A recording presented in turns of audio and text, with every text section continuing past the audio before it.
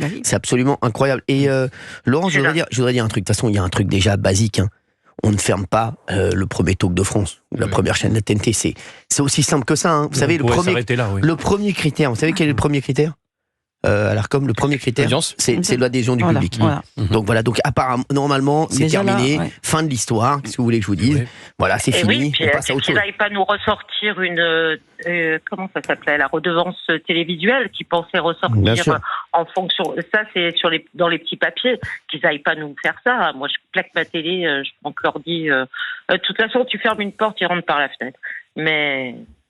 Mais c'est incroyable. Non, mais c'est absolument incroyable. C'est vrai que quand on y repense, vous savez, quand je reparle avec vous, les auditeurs d'Europe 1, avec les équipes ici, avec dingue. Laurence, là, actuellement, je me dis, c'est vrai qu'on a du mal à y croire. Tellement c'est complètement fou. Non, oui, puis mal à croire que les gens, c'est vite, c'est acté, le public, vous l'avez, mais même que d'autres personnes, d'autres bords, ne s'éveillent pas plus. Bien ou sûr. alors ils ont tous peur.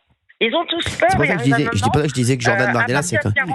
Les plus courageux, c'est à partir de 40-50 ans, on va y aller, on va dire, allez, il faut faire des collectifs, il faut gagner nos libertés, vous vous rendez compte ? C'est fou. Non, mais je vous jure que c'est complètement dingue ce qu'on est en train de vivre, et toujours pas de réaction du chef de l'État. Non.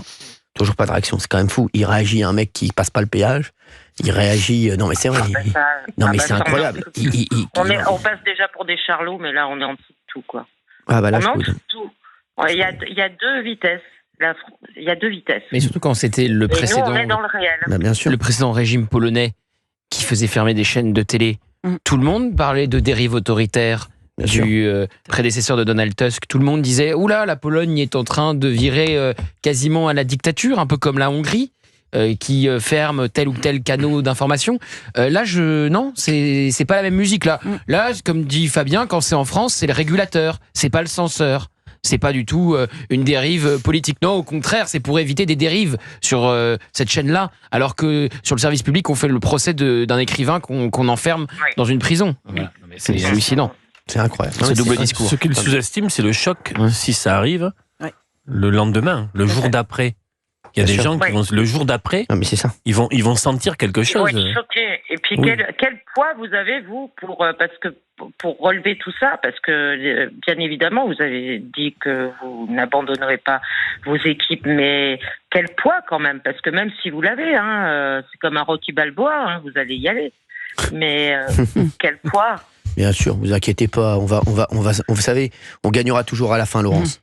Vous savez, c'est comme dans les dessins animés, ce sont toujours les gentils qui gagnent à la fin, même si on nous prend pour les méchants. Les gens éveillés vont un peu se rebeller contre ce système qui va plus du tout en France, et c'est vraiment dommage. Moi, j'aurais 10 ans de plus, il y a longtemps que je serais allée ailleurs, mais 10 ans de moins, je veux dire. Mais il faut vraiment que quelque chose se passe. Tout va très vite, il faut vraiment que ça se passe dans le bon sens maintenant. Merci Laurent.